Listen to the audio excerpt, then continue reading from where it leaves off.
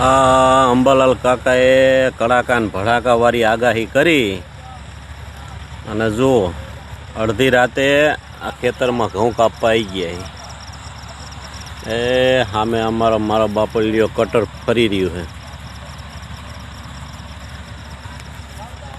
માંડ કરીને કટરવાળાને લઈ આવ્યા કે 800 ના 1500 આજે આવી ગયા. અલા ભાઈ હાલતું લે મારો બાપલિયો, બધું કાપવાનું છે. ખેડૂતના દીકરા હી, જો વરસાદ આવી જાય ને તો આમે કાંઈ નહીં વધે ને તને 800 ના નહીં 500 નહીં દઈએ કી.